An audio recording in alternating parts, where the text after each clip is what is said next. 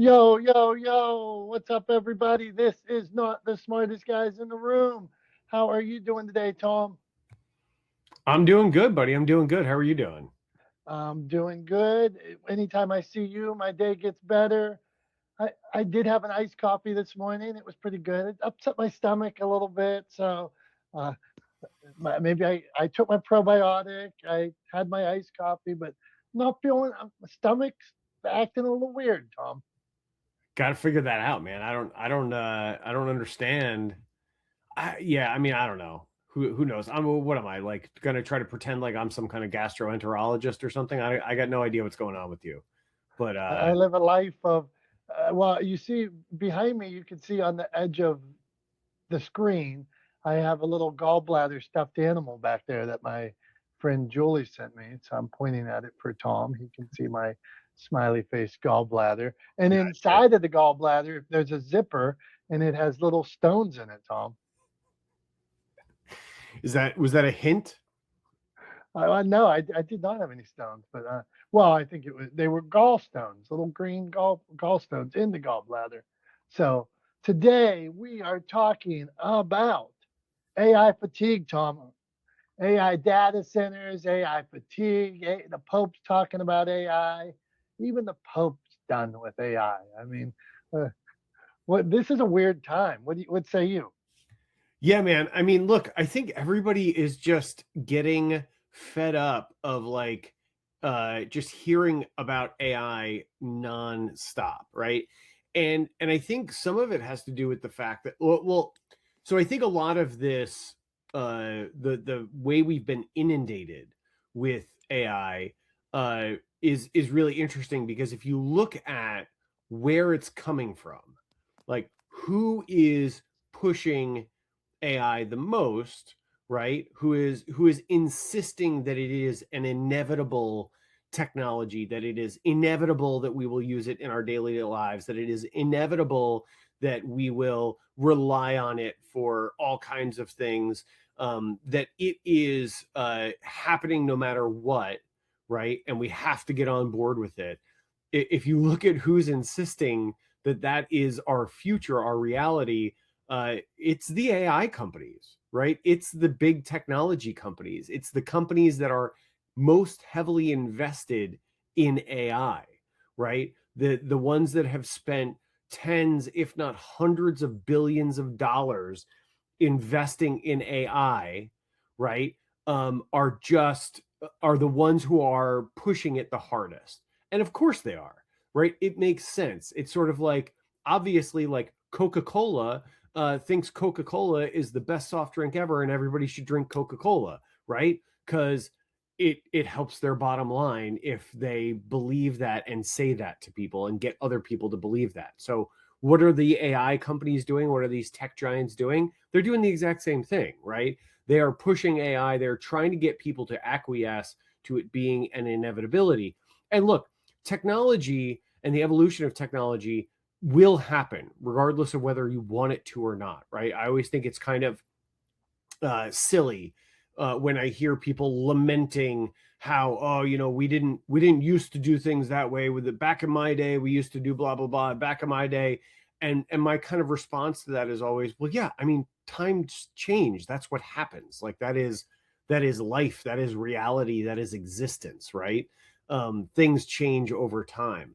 But I think a lot of this AI fatigue, I think it's funny you mentioned the Pope. I just saw that either late last night or early this morning. I saw something about the letter that he put out. But so I'd love to hear your take on that when I finish. But yeah, I think a lot of this AI fatigue is just like people just we're getting beat over the head with it, and people just going enough already, enough. Like okay, I get it. Like AI is going to be a sort of a technology that will change the way we work, that will change the way and that's true, right? In the same way that smartphones did, right? 20 years ago, right? God, that's crazy to think that smartphones, I think almost 20 years ago, right? I think the first iPhone came out in like 2007 or something. So like almost 20 years ago, right? 19 years ago, sort of smartphones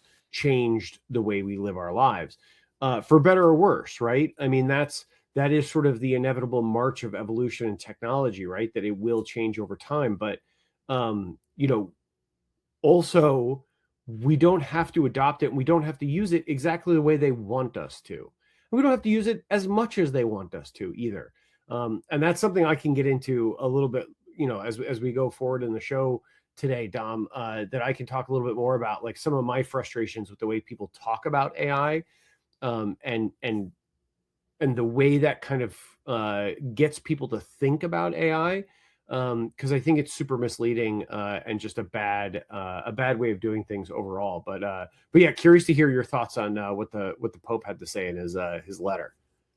Well, I don't know how detailed I can be about the Pope's letter. Just this overarching thought of like, cat got out of the put the cat in the bag. Is that a saying?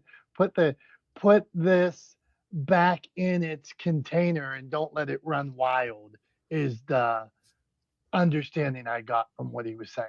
So for me, this whole I like AI. I use AI. Like I get using AI. You comparing it to a telephone, the new iPhone or something like that. Yeah, but that's probably a good premise there because I use my iPhone. I love it. It doesn't change everything every day that I do.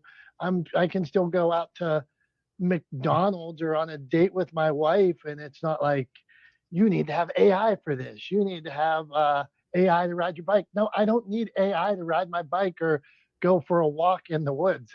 And the thing that really bugs me about this AI stuff, Tom, is how so many companies, like the mortgage company, we use AI now. The All these companies advertising, we use AI. We're more efficient. We use AI. Like, just do a good job. What to market AI forward that you're doing something. They're they're using these words as if like people don't understand them and they found some secret code. No, you didn't. Everybody's using it. Everybody uses it. You know what I value? This is my last soapbox I'm going to get on here. You know what I value besides like the love of my family and things like that? I value time. If AI gives me time back, if I can do a task, a menial task faster because of it, I'm all in. If I can't or it waste my time, like all this nonsense. You got to do an AI to do this. AI, start a new business with AI. I don't need to start a new business with AI. I have a business that I like and enjoy. So I'm not doing that. So Tom, I'm sorry I could go on, but that's where I'll start before we get to everybody else. Come on. Yeah, no, and I think like that actually is serves as a pretty good segue into what I wanted to talk about, the way people talk about AI, right? I'm really, really tired of people humanizing AI, right? And this is a cue that I think people have taken from, and it's not just sort of lay people. I'm talking about like journalists, respected journalists, brilliant journalists. Like I'm thinking of one in particular who I'm virtually certain is smarter than I am, right? So like a smart person, for sure smarter than I am, uh, is referring to AI in his journalism, with words like, um, uh, when it knows blah blah blah blah blah, right? And like the problem is using that kind of language implies consciousness, right? And I just want everyone to be disabused of the notion that AI is conscious in any way similar to, or in any way that we think of consciousness as human beings. It is not. It is absolutely not conscious. It does not know things the way we know things, right? It does not think the way we think. It is incredibly sophisticated mathematics that uses a massive data set to predict what is the most likely outcome, right? Or the most likely thing to happen next or come next, right? And so when you post a query to it, that query gets converted essentially into binary language right? And then it uses this vast data set that it's been trained on to then say, okay, in a situation like this, right, what is most likely to happen next, and compares that. And this is why it needs so much computing power, right? It compares that example to its existing data set and looks for similar situations, right? And then draws conclusions based on the parallels that it can find. But it doesn't think, right? It doesn't know. It is performing a task. And like I've said it before, and I will say it again, we all have, predictive text, right? Autocomplete on our smartphones, right? Where you're typing a word and it'll put like three options up at the top, right? Because very simply, when you put, like a T, an H, and an E, right? There's only so many word combinations that can lead to. And the most likely are like the, there, and there, right? Like, so it'll give you two versions of there and the, right, as the autocomplete options. And and it's most likely one of those three. It might be something else. It might be they are, right, or they're, like that version of there, whatever it is. It might be they, but it's most likely one of the options that it gives you. And that's exactly what AI does, but on a massive, almost incomprehensible scale very quickly, which is why they're talking about these massive data centers. It's why we need all of this computing power. It's why we need these chips, right? Is because it takes a massive number of calculations per second to be able to run through all the possible scenarios and deliver something that is a plausible, likely next thing to occur, right? Next word to come in the sentence, essentially, right? Um, so yeah, so AI doesn't think, right? It doesn't know things, right? It may have information available to it in its data set, but it doesn't know stuff the way you or I know stuff, right? And so it drives me nuts when people sort of assign this consciousness to it. It is not intelligent in that way. It is not. It does not have emotions. It doesn't feel things. It doesn't believe things. It is a predictive engine. Period. End of story. Right? It is math, and like it is dispassionate because math is dispassionate, right?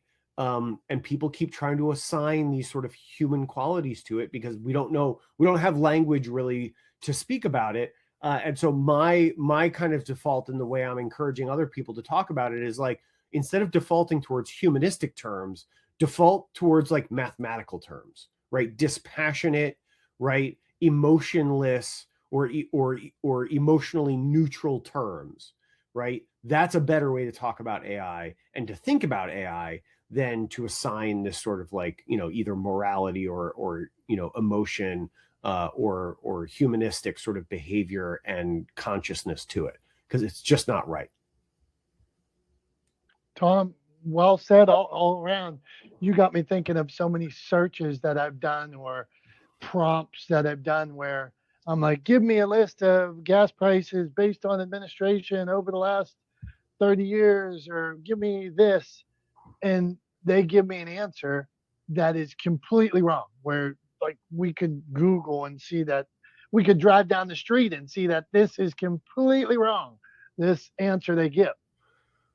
Well, they think a lot of times predictive modeling, this is what you want to hear. So, like in publishing with me, when you see an author write it, use it, select it, say write like this, they think author accepts, author agrees, author prompts, and then chapter 2 comes.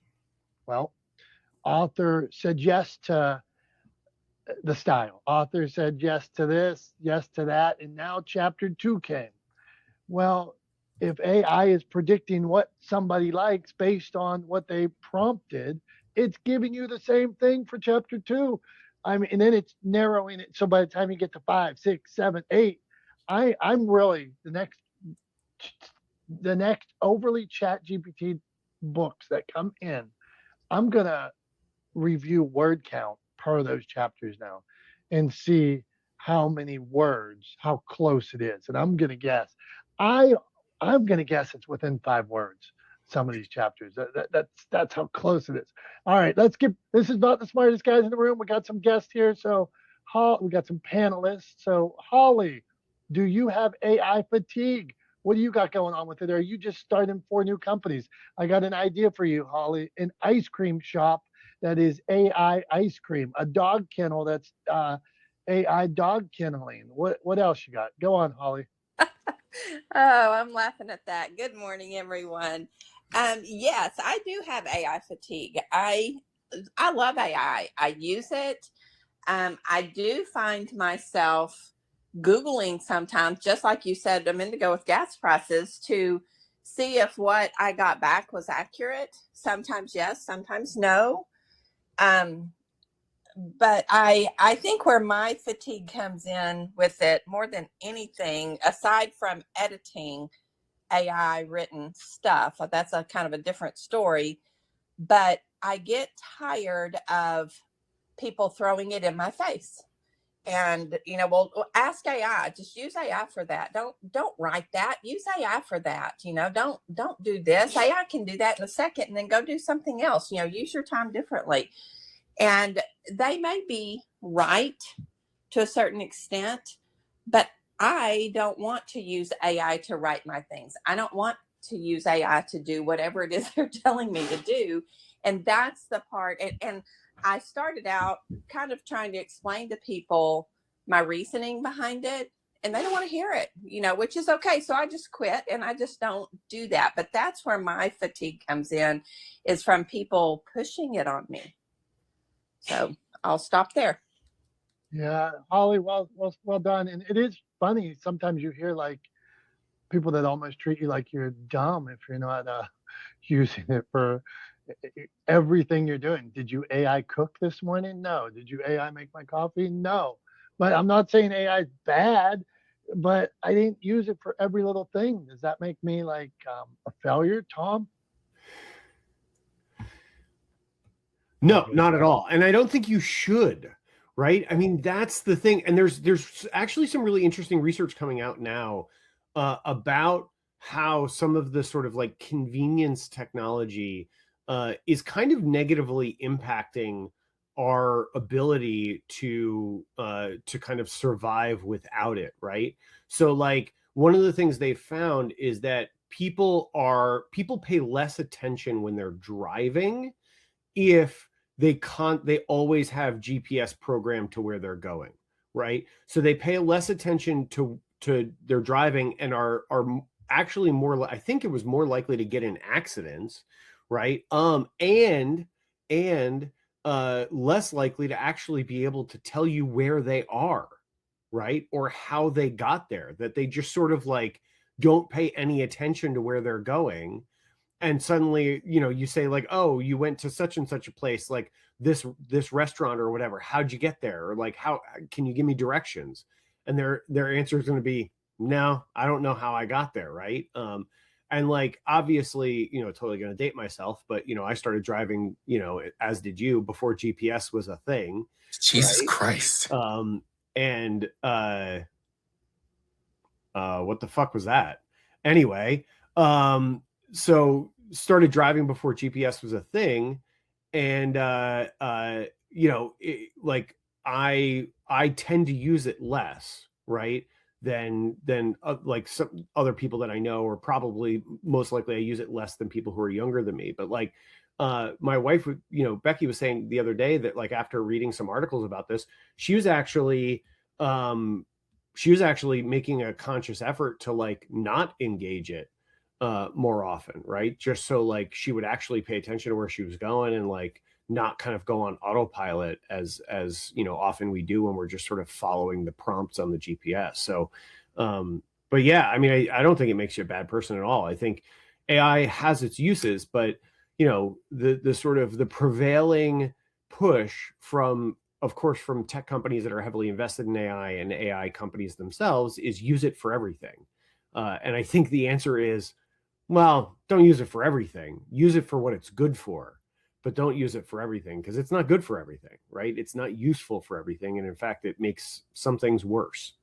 As you were talking about with the books, right? Like, I mean, it makes people's writing worse in a lot of Yeah, a lot no, of in defense of it, with it probably makes some people's writing better too, Tom. I mean, there's some people can't write at all, so when they use,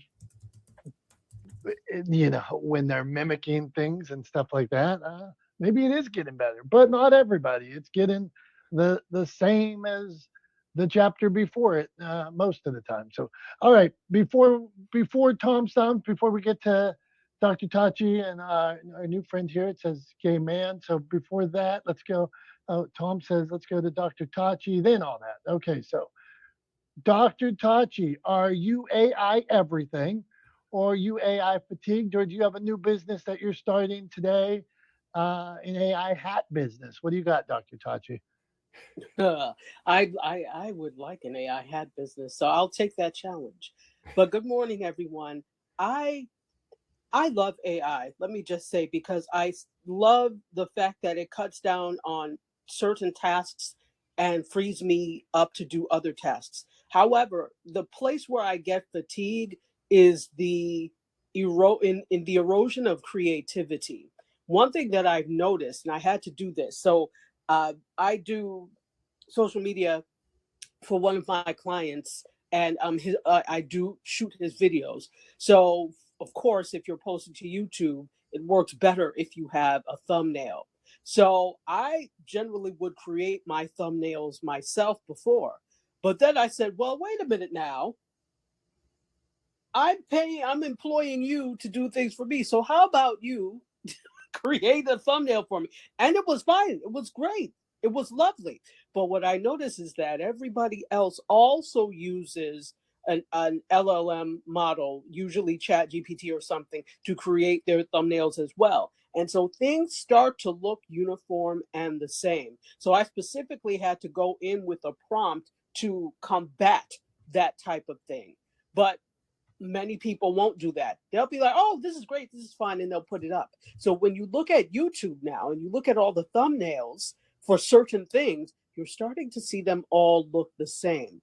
And so it's that erosion of creativity. There's a time saver there, but then there's the erosion of creativity. So my thing is like, it seems like sometimes it's eroding the patterns recognition we have of things. And we're like, oh, that looks fine, until you look at it against other things. So that's where I take issue with AI. But that's not AI's fault.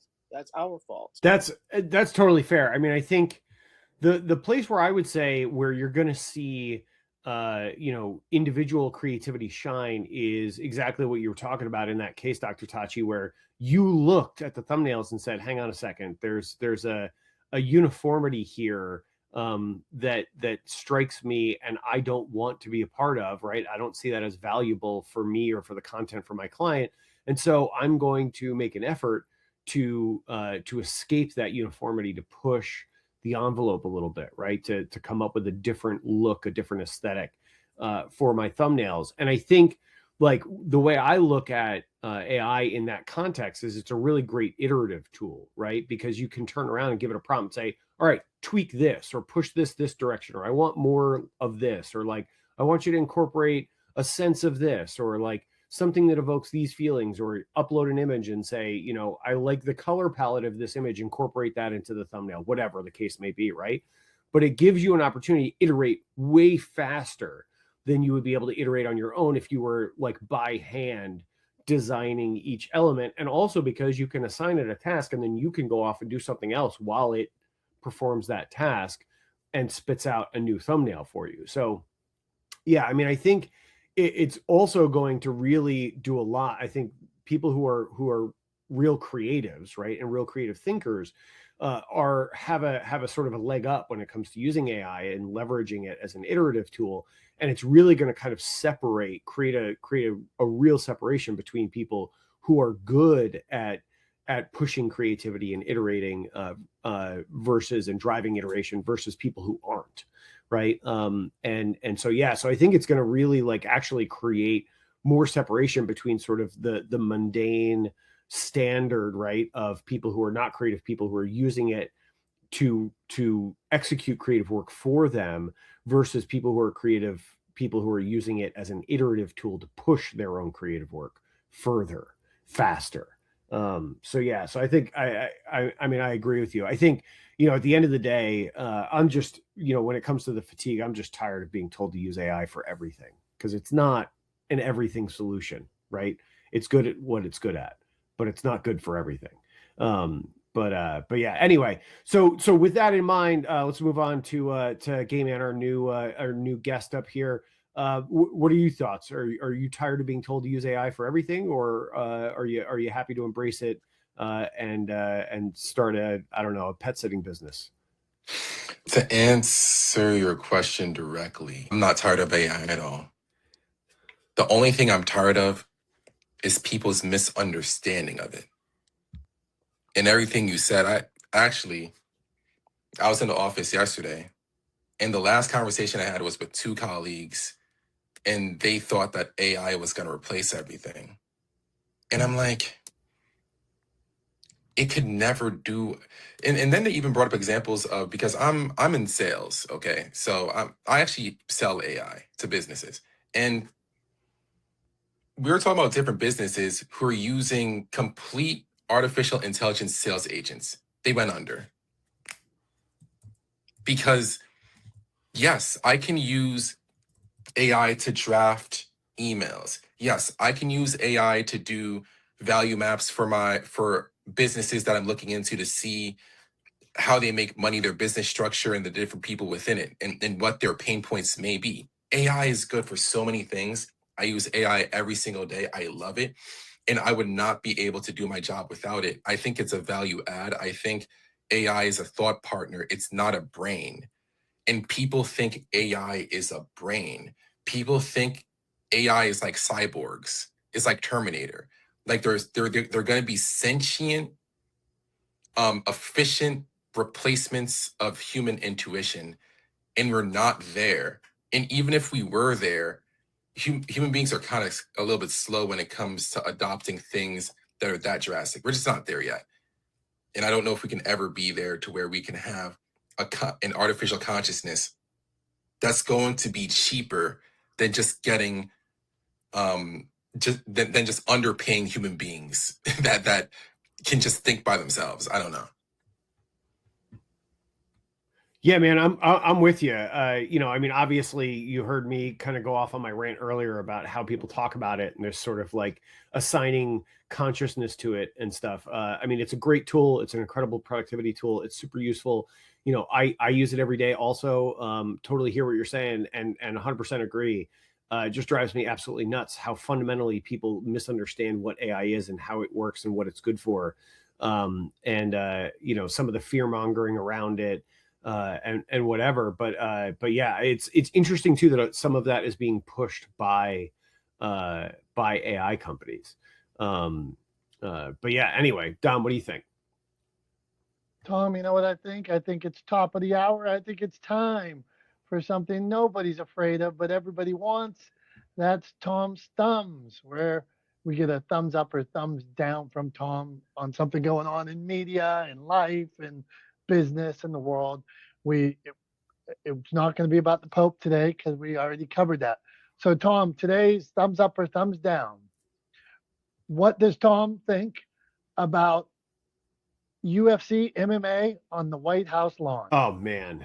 I mean, I don't know how more on the nose idiocracy could be.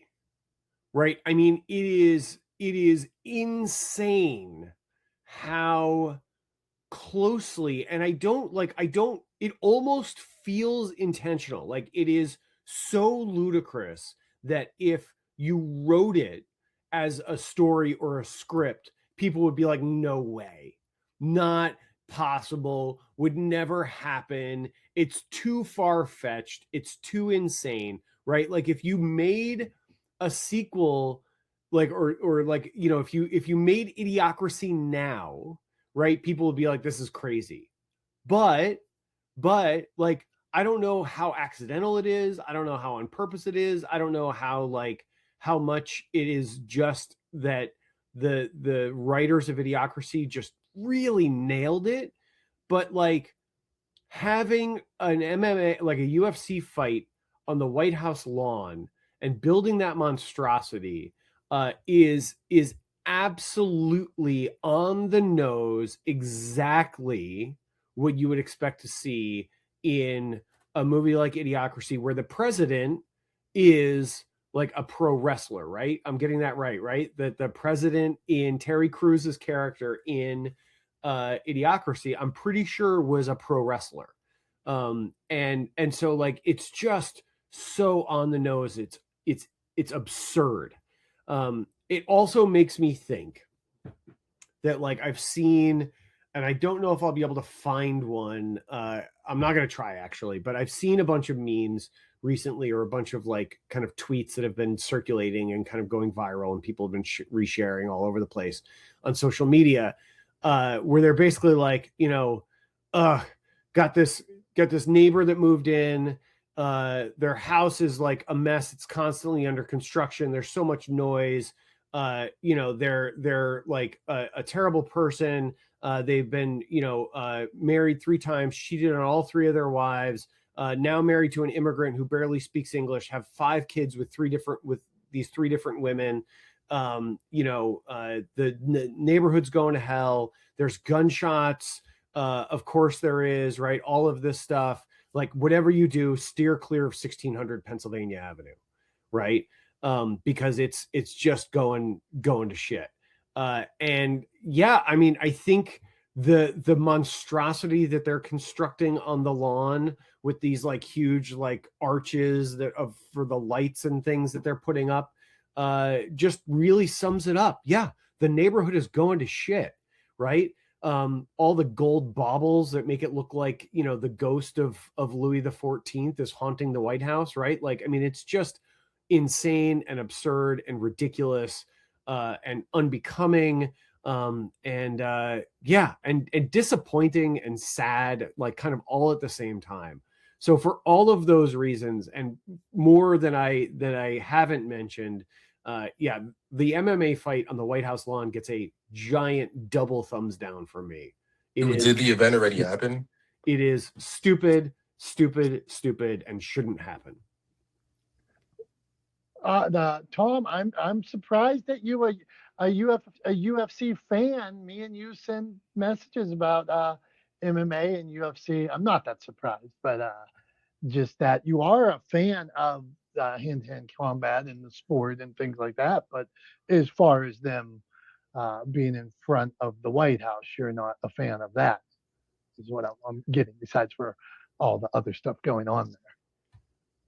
I mean, am I an MMA fan? Not really. I mean, MMA is okay, but I'm not like a huge MMA fan. I'm okay with it. But yeah, like I'm not a massive fan of it, and I'm definitely not a fan of the business of MMA.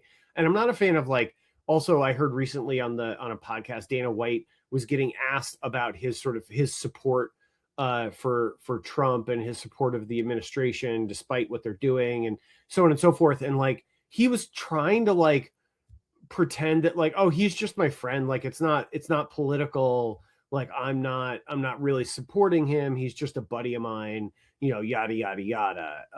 And yet here they are like creating this spectacle on the White House lawn. And it's just, it's just bad. And it's the reason I think it's sad is because I think it's bad for our country to sort of to fall to this position, right? I think it's beneath the dignity of the White House and the office of the president and the government of this country to have this spectacle be a part of our 250th celebration. And I think that at the end of the day, it lowers. I don't know that it could get lower at this point, but it lowers our esteem on the world stage, right? Like, I mean, just President Trump and Dana White and all of these people are just, it's almost like they're working around the clock to ensure that people think less of the United States. I don't know. I guess they're doing a good job. But I'm not a fan. I'm not a fan at all. Tom, all right, we've peeled back an onion here today. Who knew this glorious occasion of, on the White House lawn, these special fights with the soldiers and all that. But all right, let's get moving here, Tom. Free tickets to soldiers. Come on, man. It's just so dumb. Like, if you want to do it in an arena.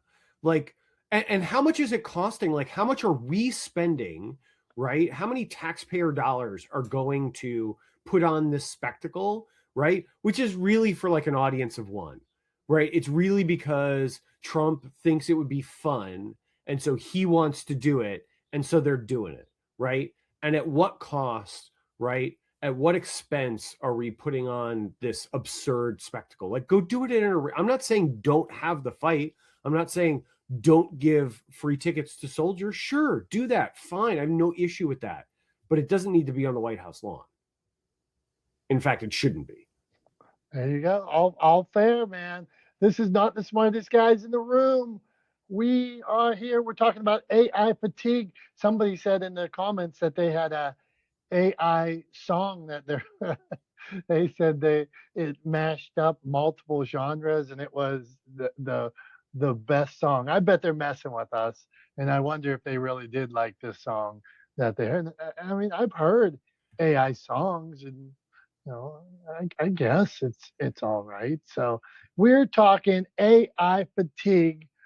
Data center. What about these data centers that are just taking up all the water everywhere, and they're putting them on land everywhere and trying to, cooling towers and things like that for the AI centers. And I mean, there's a lot to it that people don't understand. So we're back. We're talking AI. Go on, Tom. Well, I was just going to say, what about that data center in Utah that Mr. Wonderful is backing and is trying to get pushed through? And I'm not sure, actually. I haven't followed up. I don't know what the current status of it is. I'm not sure when they were, because I think there was a referendum on it that they were voting on, that because they had to change some laws or pass a law to actually get it to happen. But I just think it's funny. I keep hearing all these clips of him, talking about how he kind of using that tired trope of like, oh, the people protesting this don't even live there. They're bussing in protesters. Like, I think the people who live there should get a say, not people who are being bussed in.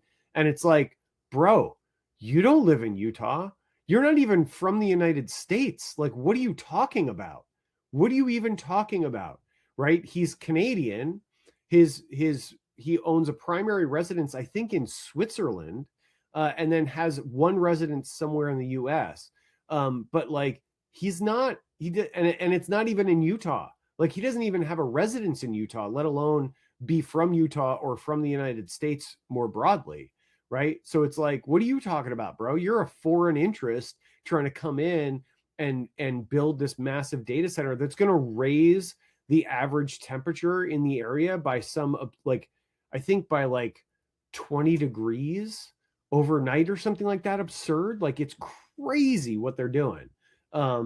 But yeah, I mean, I think this is where they're going to run into or run up against sort of public resistance, right? Where they're trying to go too big too fast, right? Like this kind of thing. Like, I don't see it flying. I'm going to check real quick and see what the status of it is. But yeah. Okay, you check away, and I just want to go back on that, like Holly and Dr. Tachi, you all said for this conversation, we're having a debate about AI here. We all four said, and a friend gay man that came up is we all love AI in some circumstances. We all use it. We all see benefits, and we're all learning, but we're not blindly reliant on it. I use it primarily to disseminate content that I and authors have created, original content. Whether you see it and used in a video that I make, it might transcribe and then put the words on the screen. They're my words. And if I took this conversation and made it into a newsletter, I might add some facts behind this, but it would be based on my words. I'm not taking Dr. Tachi's article and saying, rewrite Dr. Tachi's article and put my name on it. When is it best used for you? Tom, you first. I mean, look, I think AI is best used in two ways for me, right? Like it's best used as a productivity tool and best used as an iterative tool.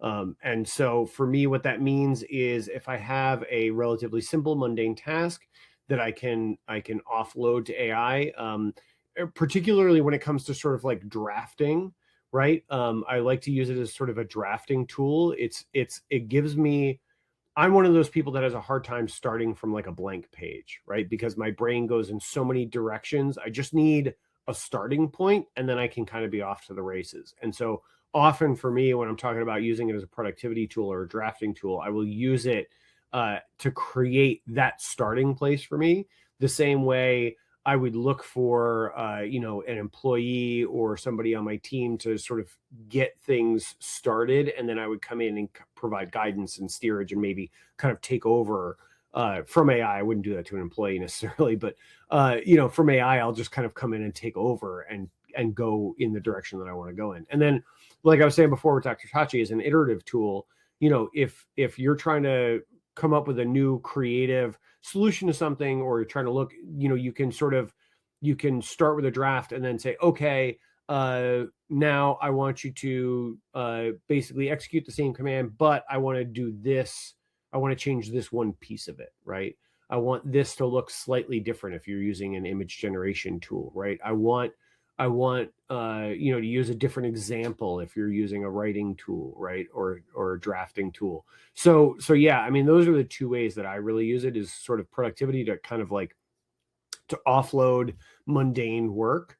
But then also to use it as an iterative tool to kind of move quickly through that iterative process to get closer to a finished product faster, right? But I'm always the final say. And I think that's the big thing that a lot of people miss, is like they'll kind of ship the work of AI without close scrutiny. And I think that's a mistake. A human being always has to be the last word on the work. 100% agree with that, Tom. And reviewing the last word. Do not cut and paste without reviewing that. Me and my wife saw somebody recently that was going through some hardships, and they were trying to get some donors to them, solicit some donors, and they told about their hardship. And then in the middle, during their story, it said, would you like this to be more inspirational to get more money? Would you like it to lean this direction? And then it went back to more of the hardship story. And I wonder, like anybody that's used AI, the prompt was right in the middle of this heartfelt whatever here. And you're like, come on, man. If you're going to use it, like Tom's saying, be the last word. Like if I'm using it, Rachel in the comments said, when did you use it to this level? So for me, disseminating stuff I've already done. And then, okay, I'm not in video production, Tom. I can't make videos fast. It's not my business. So using it to transcribe or take this and make it into clips or reels. And then, yeah, I'm looking at it to make sure the words are right on the screen, to make sure that when I add B-roll, the people don't have they should have 5 fingers, that they don't have 3 fingers or extra long fingers. All that stuff happens. But I'm last line, but it's what I said, it's me. And those are just some of the ways I use it. So Holly, before we get to PSAs, we got a lot to do here. How are you using it successfully? Give us a tip. Hey, I think most of the time I use it, it's for an idea generator and not even always necessarily for work. The last time I used it was for this past Sunday after church. We had a luncheon and the theme was bring your favorite viral recipe. And so I Googled, or didn't Google, I went to Chat GPT, sorry, and asked for the best viral recipes. And that's what I used it for. So I use it for things outside of my business way more than I use it for things inside of my business. And I got a really good recipe, by the way. But I think my most main use is idea generators for it, using it at this point. Thank you, Holly. Dr. Touchy, we had come through you. If you wanted to weigh in on how are you best using it, I'll give you a 3, 2, 1 on that. Okay, Tom, then we're rolling to PSAs. You got a PSA for us today? Tom's I Googling Mr. am Wonder. I am ill prepared for my PSA today. All right, well, come on, give me. I should have saved some of my rant from earlier for it because that was sort of like the biggest thing that I was thinking about this morning. And usually it's like something I'm thinking about, in the morning before before we get on that becomes my PSA, and I dropped the ball, but I can come up with something. Go on, and I'm going to be short. You might be able to jump on my minute. We can do a double PSA minute if you want. I mean, we can see if that works. Let me. Okay, let's go. Let's go. All right, let me get us set up, and we'll go to PSA, and let's put up a clock. You ready? Yep, let's do it. Today is double PSA day. Me and Tom are both accomplishing our PSAs in less than a minute. Tom, my PSA today: when somebody's walking by a garbage can, a full garbage can, and they put their stuff in the garbage can, and other stuff falls on the ground, pick it up, you big jerk. You knew you put your stuff in a full garbage can. Come on, man. Don't put it in the garbage can. Push it down, pick it up, but don't just put your garbage in there and let it go on the floor. I don't like that. Tom, you're up. All right, I'm 100% with you. And I think, if anything, if you are the kind of person that does not make sure that your garbage goes in a trash can, right, or in an appropriate receptacle, then you're telling me everything I need to know about the kind of person that you are. Right. You're probably also the kind of person that doesn't return your shopping cart at the supermarket. You're probably also the kind of person that cuts in line. And I say, and I'm sure Dom backs me up on this, we got no time for you. Get out of here. You don't belong in society. Well done. A double PSA. Now I'm going to use AI, and I'm going to clip our PSA later today into a reel, side by side, double PSA. Never been done. This is not the smartest guys in the room. Okay, Tom, before we still got memory lane. We still got to wrap up. Holly says we're on fire here, so that's good. I'm going to go back to this. Okay, let's see. I'm going to read these comments real quick. Mikey says, I love A, honestly, and it's here to stay due to how humans refuse to be about excellence but mediocrity. I believe it's here to stay, right? Of course it is. Okay, let's see what else, other comments we got here. When did we start to use it on that magnitude? Rachel says we stand up for one another. Okay. We stand up for people in this room always, Tom. We're appreciative to all people that stop by this room and share your story, share a message, ask a question. We're pretty much here every week unless we're on summer hours and things like that. Okay, Tom. Let's see here. I got a couple notes here. Data centers, tired of wonder. Here's something I have about AI. Well, I was going to say I can tell you what's going on with Kevin O'Leary's planned 40,000 acre data center in Utah. Just 40,000 acres of a data center, right? Like, just let that sink in. I think it's the size of Manhattan. I think I read that. It's about the size of Manhattan, right? And they want to build a data center the size of Manhattan and put it in Utah, right? But so a bunch of local county commissioners have already approved the initial agreements to advance the project at the beginning of the month. And that's what kind of set everybody off. They freaked out about it. And there was huge public pushback. And now the public is pushing for a referendum to be voted on that would basically override what these county commissioners have agreed to already. And I got to be honest, if I were a betting man, I would put money on the people and not the commissioners, right? I'd be curious to know who bankrolled the commissioners' campaigns and who's benefiting from it, what boards the commissioners sit on, whether or not there are conflicts of interest. Seems like it went through real easy for something that big, right? And with no room for public comment or feedback until after it was already approved. So anyway, it's most likely, I think, going to be dead in the water. At least that's my hope. But yeah, I think it's absolutely absurd. The size of Manhattan, crazy. No data center for Tom. No fights on the White House lawn.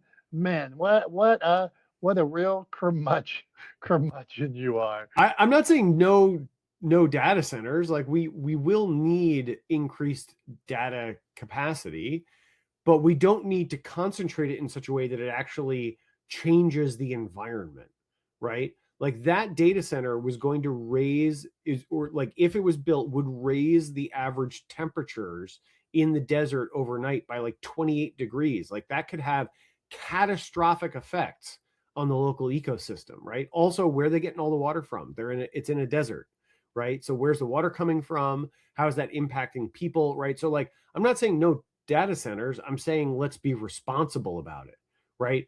Instead of just saying like, what can we make the most money doing? Let's actually, I don't know, here's a crazy thought. Let's put like what's best for humanity first, rather than like what's going to make Kevin O'Leary and his buddies the most money. I don't know. Crazy thought. Tom, good stuff, man. We appreciate you. Not the smartest guys in the room. We got a couple more things to do before we go. I'm taking you anti-AI here, Tom. I'm taking you to something beautiful, storytelling, memory lane here. So a place we go where I talk about nostalgia, the past, whatever. Sometimes I'll show pictures. Today, I want to remind you of an old school sleepover at your buddies, at your aunts and uncles, waking up in the morning, somebody cooked you flapjacks, something like that. There's pancakes sitting around. You stayed up late, you laughed. Last night, I had an old school sleepover at my dad's house. It was the first time I had slept over at my dad's in 27 years, something like that. So, I had a cot. First, I was on a chair, then I got a cot, and my dad had a surgery yesterday. He's healthy as can be, but I hung out with him all night at dad's house, and it just made me think of old school sleepover. And I want everybody here to think about how fun it was and all those good times. And so I'm gonna leave you with that, Tom. I like it. It makes me think of so my buddy Alex and I, who we've known each other our whole lives. We've known each other since we were 2 years old. He and I used to have sleepovers all the time, and I used to stay over at his house a lot. And one of the things that used to happen was he always like had trouble falling asleep, even when we were kids, and I am one of those people that can lay down and in like 30 seconds be out. And it used to drive him nuts. And I can't tell you how many times, like we'd be in his room. I'd be on like a pad on the floor next to his bed.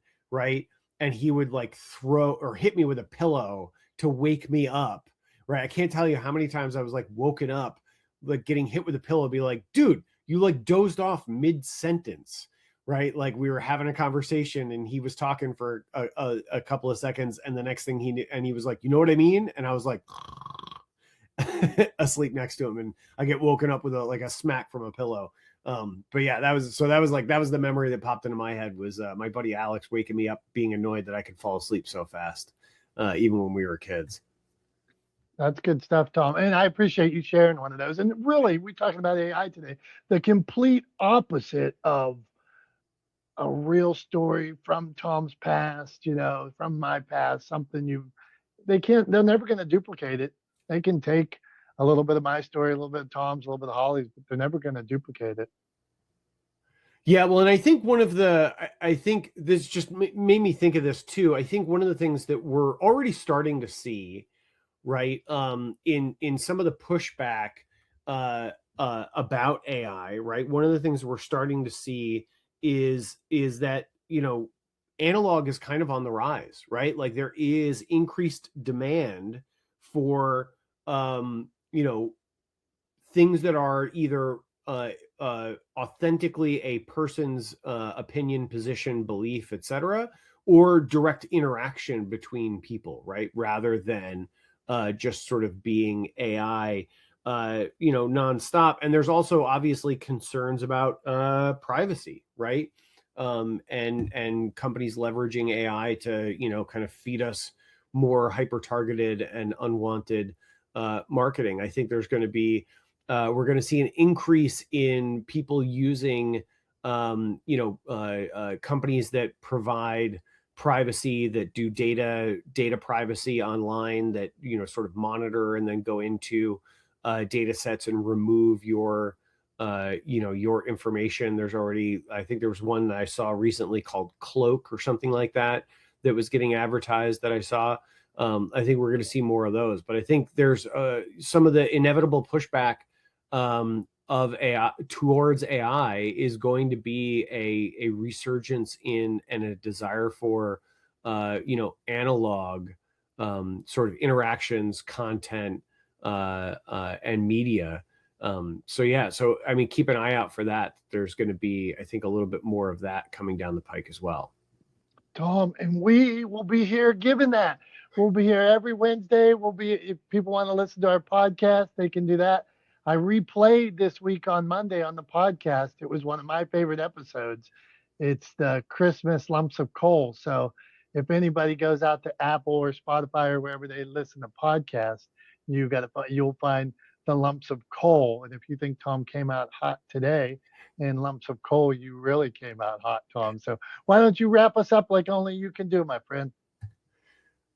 Absolutely. Thanks, Tom. Yeah, I always enjoy the lumps of coal episode every year. We should I mean, I'm not going to say we should do it more often. It's appropriate to do it once a year, but I think we should come up with some other sort of seasonal special episodes to do for sure. But yeah, so look, I just want to say, I think I do agree that there is a certain amount of inevitability around AI, in the same way that there was inevitability around the rise of smartphones and the widespread adoption of them, in the same way there was inevitability around the widespread adoption of computing and email usage and internet usage, and the automobile 100 years ago, right?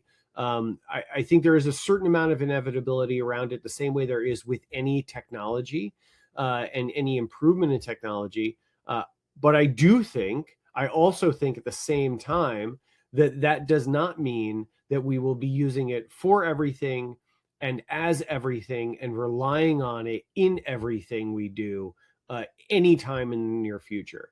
And the last thing I would just remind everyone as we close out today, I would just remind everybody, remember, AI is not sentient. It doesn't think. It doesn't know. It's really, really, really sophisticated autocomplete, and it's just math. So when you think about AI, when you talk about AI, I just want everyone to remember that it's really just math. So be a little bit more dispassionate about it and resist the urge to humanize it. I think if we talk about it in more appropriate terms, we're less likely to assign sort of humanistic values to it, and less likely to be afraid of it, and more likely to use it productively.